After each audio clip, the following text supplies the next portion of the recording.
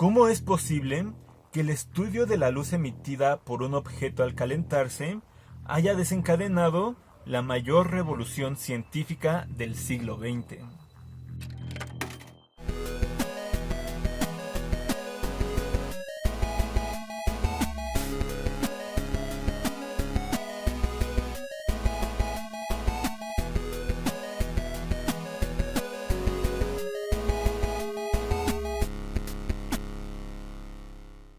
Para el año de 1900, todo parecía indicar que la física ya estaba resuelta. Newton, desde el siglo XVII, había establecido las leyes que gobernaban el movimiento de los cuerpos, desde las estrellas más grandes en el universo hasta los proyectiles aquí en la Tierra. Para 1865, Clerk Maxwell había logrado unir la electricidad con el magnetismo, con lo que hoy conocemos como las ecuaciones de Maxwell, logrando al mismo tiempo identificar a la luz como una onda electromagnética, de esta manera uniendo las leyes de la óptica con las del electromagnetismo. La termodinámica se desarrolló a lo largo del siglo XIX, con el trabajo de grandes mentes como Carnot, Clausius, William Thomson, entre muchos otros. Y se tenía tan buen conocimiento de esta disciplina que toda la maquinaria industrial de la ya bien establecida economía capitalista se basaba en estos principios. De forma que dedicarse a la física en esta época parecía un tanto ocioso. O de menos, eso fue lo que le dijeron al joven alemán Max Planck, que a los 17 años había decidido estudiar física. Estaba maravillado de que con la ciencia la mente humana pudiera discernir orden y reconocer leyes en el mundo natural, que parecía tan caótico y complicado. A Planck, nacido el 23 de abril de 1858 en Kiel, Alemania, no le interesaba el honor y la gloria, y de hecho no le llegaría hasta ya bien avanzada su carrera científica. Planck deseaba explorar las inagotables aplicaciones y consecuencias de las leyes de la física en los diferentes dominios de la ciencia. En particular, le pareció maravilloso que las leyes de la termodinámica, siendo tan sencillas y contadas, pudieran lograr explicar tantas cosas. Para Planck, estas eran verdades fundamentales y absolutas, y expresaban que en la naturaleza había algo sencillo, inmutable y eterno. De esta forma, concentrando sus estudios en una rama de la física que la mayoría consideraban completa, Planck poco a poco fue forjándose de una reputación y construyéndose su camino a una de las universidades más importantes del mundo, la Universidad de Berlín, en donde figuraban hombres tan importantes como Hermann von Helmholtz, de quien se decía que, después de Bismarck y el viejo emperador, era en aquel tiempo el hombre más ilustre del imperio alemán. Planck, por su lado, era un hombre meticuloso, y le gustaba atacar los problemas de una manera lógica y sistemática. Y esto fue lo que lo llevó a ganarse un lugar en la escala académica. Y fue de esta misma manera como en 1897 decidió abordar el problema que hoy conocemos como la catástrofe ultravioleta. Pero en ese entonces era más conocido como el problema de la radiación del cuerpo negro.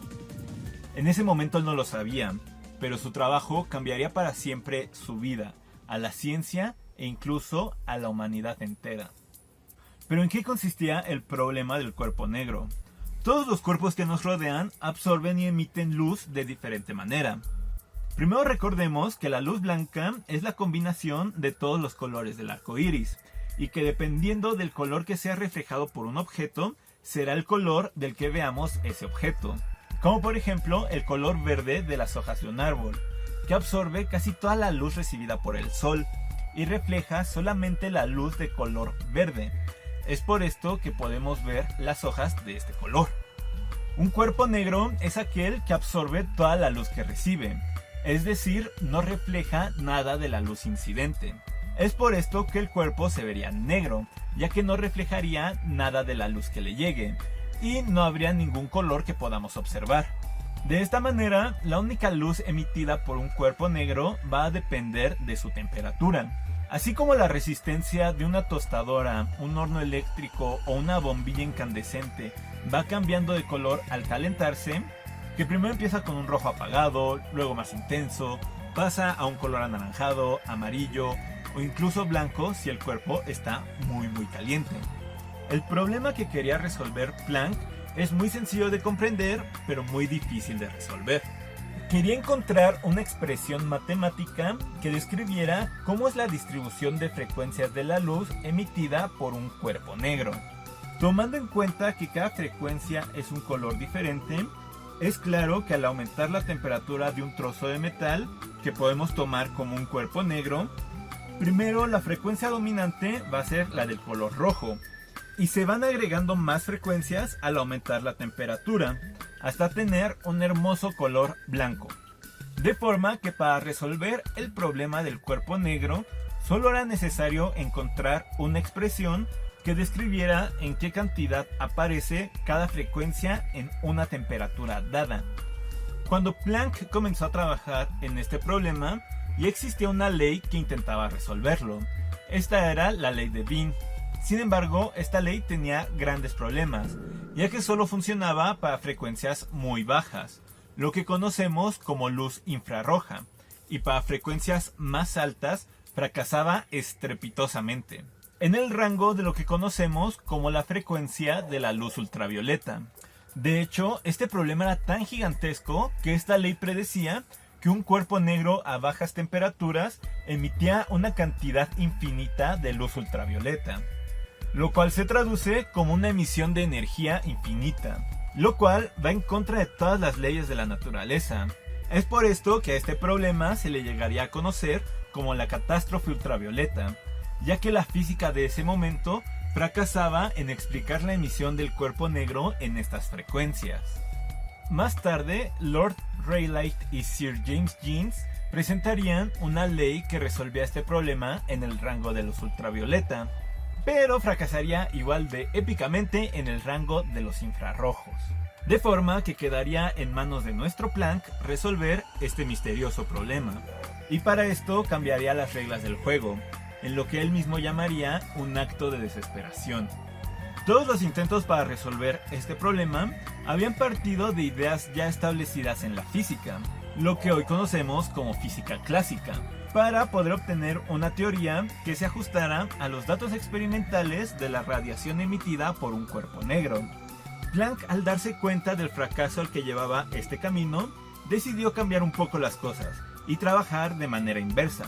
Tomó los datos experimentales y desarrolló una expresión matemática que se ajustara a la perfección a estos, pero partiendo de supuestos que no tenían ningún significado físico en ese momento.